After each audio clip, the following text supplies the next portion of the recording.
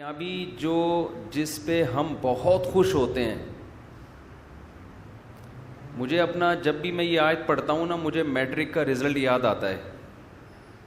میں نے میٹرک میں حسب معمول شرارتوں کے علاوہ کچھ بھی نہیں کیا تھا. ہم لوگ شرارتی تھے ایک نمبر کے, اللہ تعالیٰ معاف فرمائے. غلط قسم کی شرارتیں نہیں تھیں, کوئی غیر اخلاقی. دل چاہتا تھا کہ پڑھنے کے علاوہ دنیا کا ہر کام کیا جائے, جو کہ سچے پاکستانی ہونے کی دلیل ہے. تو مجھے امید ہی نہیں تھی کہ میٹرک میں کوئی اچھے نمبر آئیں گے میرے, اور نقل بھی نہیں کرنی تھی. یہ بھی فیصلہ کیا ہوا تھا وہی نقل پھرے ورے نہیں چلانے. گھر سے صلواتیں شروع ہو چکی تھیں کہ اس کا رزلٹ کوئی اچھا نہیں آئے گا.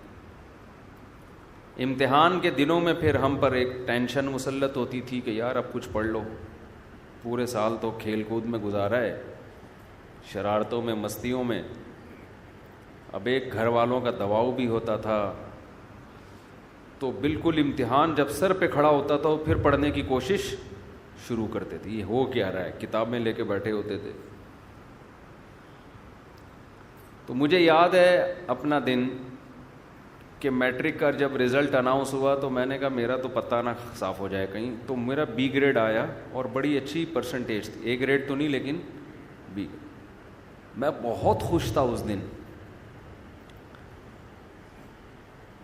حالانکہ یہ بہت وقتی یہ خوشی ہے, یعنی اگر آپ فیل بھی ہو جاتے تو ایک سال سپلیمنٹری میں آپ ٹرائی کر لیتے یا اگلے سال دوبارہ دے دیتے.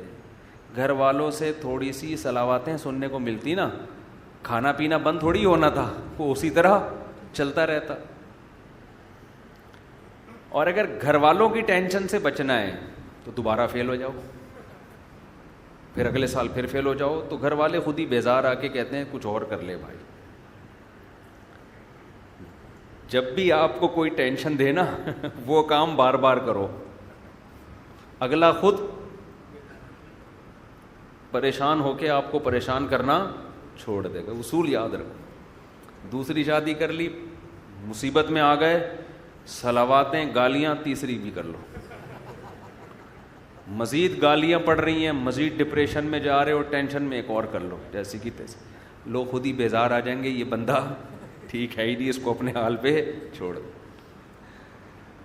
تو لوگ آپ کا کانفیڈینس چیک کر رہے ہوتے ہیں, ٹھیک ہے نا, یہ کتنا ڈھیٹ ہے. تو ایک دفعہ فیل ہو گئے, اگر آپ چاہتے ہو کہ ٹینشن پارسل کرو, خود ٹینشن نہ لو, تو دوبارہ بھی فیل ہو جاؤ. خیر ہمیں توقع نہیں تھی, بہت اچھے نمبر آ گئے تو بڑی خوشی ہوئی. تو مجھے وہ دن یاد آتا ہے. آواز صحیح آ رہی ہے آپ سب کو؟ تو مجھے وہ دن یاد آتا ہے کہ یار کتنی خوشی تھی, حالانکہ وہ تھوڑے دنوں کی ہے. کوئی ایسا بھی نہیں ہے کہ فیوچر اگر فیل ہو رہے ہیں تو ہمیشہ کا فیوچر تباہ ہو گیا. او بھائی سپلیمنٹری میں دے دینا, اگلے سال دے دینا, اگلے نہیں تو اگلے سال, ایک سال ضائع ہو جائے گا نا. اور پھر دنیا میں ہر کامیاب آدمی کے پیچھے تعلیم تھوڑی ہے. آپ تو ماشاءاللہ باڈی بلڈر ہیں, آپ جم چلا رہے ہیں نا, تو اس کا ایجوکیشن سے کوئی تعلق ہے؟ بالکل بھی نہیں. اگر یہ پڑھے لکھے زیادہ پڑھ لیتے تو یہ جو ابھی ان کو عزت یا ترقی ملی ہے, صحت ہی نہیں ہوتی. سب سے پہلی بات ہی دنیا میں, دنیا کی نعمتوں میں سب سے بڑی نعمت صحت ہے. ایک آدمی جو پی ایچ ڈی ڈاکٹر ہو یا کوئی بہت بڑی فلم ہو, صحت اچھی نہیں ہے, اس سے وہ ٹماٹر بیچنے والا زیادہ اچھا ہے جس کی صحت اچھی ہے. سمجھ رہے ہو؟ جو صحت اچھی ہے نا, جو ٹماٹر بیچ رہا ہے وہ زیادہ اچھا ہے. میں تبھی تو لوگوں سے کہتا ہوں, میں جب گاؤں دیہاتوں کی زندگی کو دیکھ کر آیا, میں نے دیکھا 100 سال لوگوں کی عمریں ہیں, پہاڑوں میں رہتے ہیں, چکی ان کی پانی سے چلتی ہے, آرگینک گندم خود اگاتے ہیں, خود کھاتے ہیں. ٹریکٹر ان پہاڑوں پہ چل نہیں سکتے, بیل سے ہل چلاتے ہیں. ان کو تمام لذتیں ان پہاڑوں میں حاصل ہیں جو ہمیں آج ترقی کے دور میں بھی حاصل نہیں ہیں. ان کی عمریں بھی اچھی, ان میں کوئی ڈپریشن کا مریض نہیں ہے, اور ان کی اولادیں بھی زیادہ, ان کے بچے بھی ماں باپ کا بہت احترام کرتے ہیں, ان کے ہاں اولادوں کے وہ مسائل نہیں جو آج ہمارے معاشرے میں. آج تو باپوں کو یہ شکایت, بیٹا ہماری سنتا نہیں ہے, مانتا نہیں ہے, ماں کو شکایت, وہاں یہ شکایتیں بھی نہیں ہیں. تو میں ان علاقوں میں جا کے کہتا ہوں یار اس ترقی کا, ان کو دیکھ کے ایسا لگتا ہے انسان کو 2 ٹکے کا فائدہ نہیں ہوا. مثلا یہ لائٹ نہ ہوتی تو اندھیرا ہوتا, سو جاتے, صبح اٹھتے جلدی اٹھ جاتے, صحت اچھی ہوتی, خراب ہوتی, اچھی ہو جاتی. فارمی مرغیاں نہ ہوتی تو یہ بھول ہے کہ ہمیں مرغی کھانے کو نہ ملتی, یہ غلط سوچ ہے. دیسی مرغیاں اتنی زیادہ ان کی پروڈکشن ہو جاتی کہ وہی ہمیں کھانے کو ملتی. اس کی میں ایک دلیل آپ کو یہ دیتا ہوں. جب تک مچھلی کی فارمنگ شروع نہیں ہوئی تھی, سمندر کی اور دریا کی آرگینک مچھی بہت ملتی تھی, ہمیں بہت ملتی تھی. سمندر رزق کے دروازے اس نے کھولے ہوئے ہیں, وہ دے رہا ہے, نکالو کھاؤ. ایک فلسفہ گڑھا گیا کہ یہ جو آرگینک مچھلی ہے یہ ہمارے لیے کافی نہیں ہے. اصل میں یہ بزنس کے نقطۂ نظر سے فارمنگ شروع کی گئی ہے. یار اس کی آواز کنٹرول کریں, میرے کان گونج رہے ہیں قدیر بھائی. بزنس کے نقطۂ نظر سے یہ فارمنگ شروع کی گئی ہے, بزنس کے پوائنٹ آف ویو سے. اس کا نقصان یہ ہوا کہ جب تاجر کو سستے میں اتنی زیادہ مچھی وہ پیدا کر سکتا ہے تو وہ آرگینک کی طرف جانا اس نے چھوڑ دیا. اس کی پروڈکشن ویسے ہی کم ہو گئی. اب لوگ سیٹ ہو جائیں گے کس پہ؟ آہستہ آہستہ فارمی مچھی پہ سیٹ ہو جائیں گے. جب فارمی مچھی پہ سیٹ ہو جائیں گے تو پھر وہ آرگینک بھی وہ ہو جائے گی ونس اپون اے ٹائم کہ ہمارے باپ دادا سمندر سے مچھی پکڑ گئے یا دریا کی اوریجنل مچھی پکڑ کے کھایا کرتے.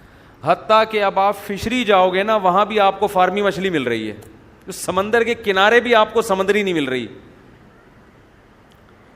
تو ہم نے گاؤں دیہاتوں میں بھی وقت گزارا ہے جو فارمی مرغی جانتے نہیں تھے, لیکن وہ دبا کے دیسی مرغی کھاتے ہیں. جب کہو کھلائیں گے وہ, اس لیے کہ لوگ پھر پالتے ہیں.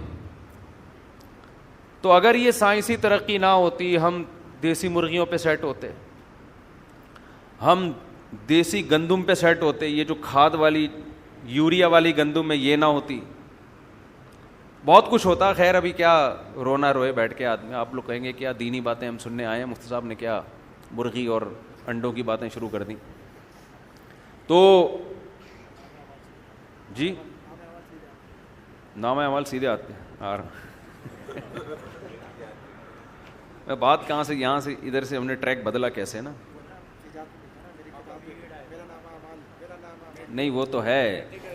ہاں میں رزلٹ کی بات کر رہا تھا کہ میں یہ عرض کر رہا تھا کہ ایجوکیشن اچھی چیز ہے, حاصل کرنی چاہیے. اس سے انسان پڑھا لکھا آدمی, میچور آدمی بہت کچھ ہوتا ہے, لیکن اس کو بھی اپنے سر پہ بہت زیادہ مسلط کرنے کی بالکل بھی ضرورت نہیں ہے. سب سے پہلے کیا ہے؟ صحت. اگر آپ کوئی چیز اپنے اوپر مسلط کر لو گے تو آپ کی صحت گئی بھاڑ میں, نہیں تیل لینے. سمجھ رہے ہو نا؟ مسلط تو کرنا ہی نہیں ہے, مسلط صرف آخرت کی فکر, بس جہنم سے بچ جائیں جنت میں چلے جائیں. اس کے علاوہ مسلمان کسی چیز کی ٹینشن بالکل بھی نہیں لیتا. میں آپ کو بتاؤں, میں بہت پڑھے لکھے لوگوں سے بھی ملتا ہوں, سب کی بات نہیں کر رہا, لیکن میں نے بہت سو کو اوپر سے مینٹل ان کا دیکھا ہے تھوڑا سا سیٹنگ آؤٹ, بہت سو کو, تھوڑے نہیں. ہماری بھی ایک زندگی گزر چکی ہے اس معاشرے میں. پورے صحیح سیدھے نہیں, پورے صحیح نہیں ہوتے وہ, پورے صحیح. میں نے ان لوگوں کو دیکھا ہے جو کچھ زیادہ پڑھے لکھے نہیں ہوتے. معذرت کے ساتھ میں کوئی ایجوکیشن کی نفی نہیں کر رہا, بلکہ ایسے لوگوں کو بھی دیکھا ہے جو پڑھ پڑھ کے پاگل ہو گئے, بالکل بالکل ہی پاگل ہو گئے, دماغی توازن بالکل خراب. اس کی ایک وجہ تو یہ ہوتی ہے کہ ٹینشن بہت لے لیتے ہیں.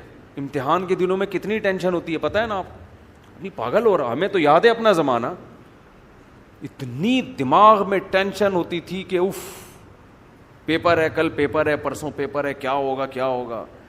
ایک عجیب. پہلے زمانے میں ہمارے علماء نے جو پڑھا ہے نا, جن طریقوں سے, جو بڑے بڑے علامے پیدا ہوئے ہیں, ان میں ایگزام کا کانسیپٹ ہی نہیں تھا.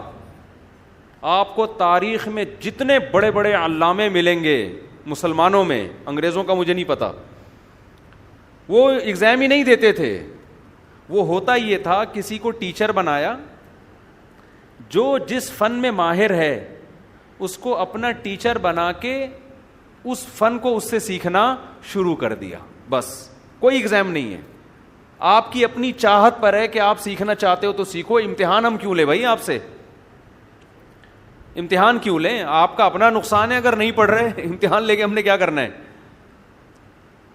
سمجھ میں آ رہی ہے بات؟ تو طالب علم کو یہ احساس ہوتا تھا کہ بھائی میں اگر پڑھوں گا تو میرا فائدہ ہے, نہیں پڑھوں گا تو چھوڑو یار, رکشا چلاؤ, ٹماٹر بیچو, کچھ اور کام کرو. یہ جو مدرسوں میں بھی, ہمارے مدرسوں میں, اور جو ہمارا نظام تبدیل ہوا نا, یہ بھی انگریز کے بر صغیر میں آنے کے بعد ہوا ہے. کچھ چیزیں ہم لوگ مدرسے والوں نے بھی گوروں سے لی ہیں. ایک اثر تو پڑتا ہے نا, اثر تو آتا ہے, ورنہ پہلے یہ سیٹ اپ نہیں ہوتا تھا. بس بھائی علم حاصل کرنا ہے, بیٹھو, جس سے آپ نے قرآن حفظ کرنا ہے حفظ کرنا شروع کر دو, کوئی امتحان نہیں. حافظ بن جاؤ گے تو ساری دنیا کہے گی بھائی حافظ ہے, نہیں بنو گے تو تمہارا نقصان ہوگا. اس سے طالب علم میں شوق برقرار رہتا ہے. میں جب مدرسے گیا نا تو ہمارے مدرسے میں بھی میرا جو پہلا سال تھا اس میں امتحان کا کانسیپٹ نہیں تھا, تو میں نے بڑی محنت سے پڑھا. جب میں عربی گرامر میں نے پڑھنا شروع کی تو کچھ سوالات تو استاذ پوچھتے تھے, سبق پوچھتے تھے, کچھ میں فرضی سوالات بنا بنا کے اپنے آپ سے پوچھتا تھا. شوق بہت برقرار رہتا ہے ایسے. میں پتہ ہے ایسے جیسے ہم گردانے یاد کرتے ہیں نا, ضربا ضربا ضربو ضربت ضربتا, کس لفظ کا کیا معنی ہے. میں کیا کرتا تھا, پرچیوں پہ لکھتا تھا, کئی سارے صیغے لکھ کے پرچیوں پہ الفاظ لکھے, ان کو آپس میں مکس کر دیا, پھر پرچی اٹھا کے اپنا امتحان لیتا تھا کہ بتاؤ بھائی اس کا مطلب کیا ہے, ٹھیک ہے نا, یہ کون سا صیغہ ہے. تو جب آپ میں پڑھنے کا شوق ہوگا تو آپ پڑھیں گے, نہیں شوق ہوگا تو امتحانوں سے آپ کو ڈپریشن کے علاوہ کچھ بھی حاصل نہیں ہوگا. اور یہ بھی آپ کو بتاؤں, جو امتحان میں پاس ہوتے ہیں, اچھے نمبر لیتے ہیں, ضروری نہیں کہ وہ ان کو آتا بھی ہو. امتحان میں تکے دبا کے چل رہے ہوتے ہیں. ہمیں کئی بار ایسا ہوا کہ ہم نے امتحان پورے سال پڑھا نہیں, رات کو ایک سوال دیکھ کے چلے گئے, اتفاق سے وہی آ گیا, چھاپ کے آ گئے. اور جو پورے سال پڑھتا رہا اس نے وہ والا سوال نہیں دیکھا, صبح پیپر میں وہ والا سوال آ گیا. وہ ان پڑھ ہو کے, اس کے وہ پڑھا لکھا ہو کے نمبر کم, اور ہم نے نہیں پڑھا اور نمبر ہمارے زیادہ. تو یہ تکے چل رہے ہوتے ہیں. تبھی جو کمپنیاں ہیں نا, جو صحیح کمپنی ہے, وہ آپ کے فن کو دیکھتی ہیں کہ آپ کو آتا کیا ہے. آتا ہے تو ٹھیک ہے, آ جا, نہیں آتا چل بھائی نکل یہاں سے. وہ ڈگریاں کہہ رہے ہیں اپنی پینٹ میں رکھو اس کو, ہمارے کسی کام کی نہیں ہے. ایک صاحب میرے پاس آئے, کہنے لگے میرے پاس کوئی ڈگری شگری نہیں ہے, سب جعلی بنوائی ہے میں نے, لیکن تجربہ بہت ہے. آج کل ایک کمپنی میں ایچ آر مینیجر لگا ہوا ہوں. ایچ آر مینیجر بڑی فلم ہوتی ہے. تو میں نے کہا تمہیں, کہہ رہے بس ہم ایسی ٹوپی کرا کے نا کمپنیوں میں گھستے گھستے یہاں تک پہنچ گئے. کہہ رہا ہے لیکن بھاری بھرکم تنخواہیں مل رہی ہیں مجھے, کیونکہ میں کام ان لوگوں سے زیادہ کر کے دے رہا ہوں جو پراپر پڑھے ہوئے. ڈگریاں بنا لی تھی اس نے. تو کہاں سے کہاں بات چلی گئی. جو اصل بات میں آپ سے عرض کر رہا تھا, یہ تو درمیان میں یہاں بات آ گئی نا. اصل بات میں عرض کر رہا تھا کہ موضوع میں تو ابھی آ رہا ہوں انشاءاللہ سورہ الحاقہ کی طرف, لیکن کچھ بیچ میں غریبیاں بھی چلتی ہیں. تو بار بار آپ سے یہ عرض کرتا ہوں, کیونکہ اتنے ڈپریشن کے مریض آ رہے ہیں ہمارے پاس پورا ہفتہ, tension depression stress, tension depression stress, یہی لفظ سن سن کے بیزار ہو گئے ہم. تو کیوں لے رہے ہو ٹینشن یار, اپنی صحت پہ کبھی کمپرومائز نہ کرو, اور اللہ پہ اعتماد اور توکل کرو گے تو ٹینشن ختم ہوگی. اللہ پہ اعتماد نہیں ہے نا, اسباب پہ نظر ہیں, یہ کروں گا تو یہ ہو جائے گا, یہ نہیں کیا تو یہ نہیں ہوگا, تو گئے بس کام سے.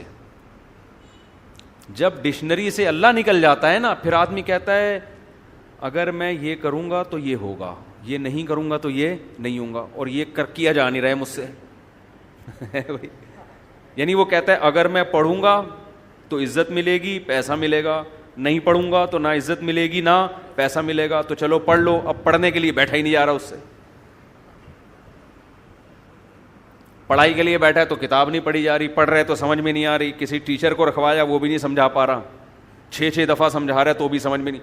ہر آدمی کا مینٹل لیول ایک جیسا تھوڑی ہوتا ہے.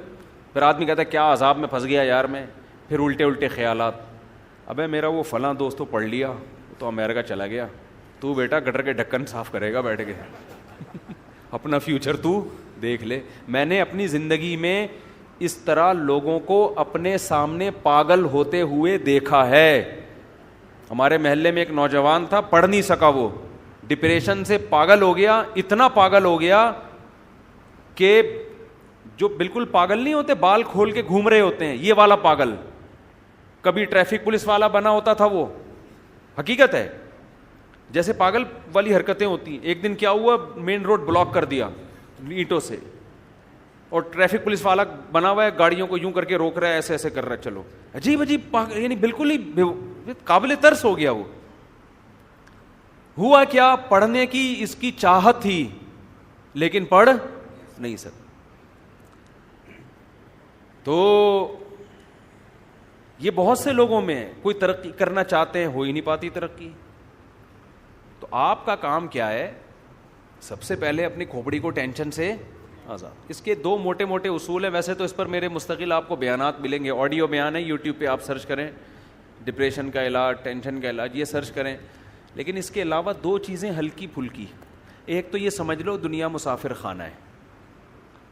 مسافر خانے کا مطلب یہاں ٹینشن ختم کرنے کی کوشش ہی نہیں کرنی ہے. اس کی کوشش کرو گے نا بہت زیادہ, تو یہ بڑھے گی, کم نہیں ہوگی.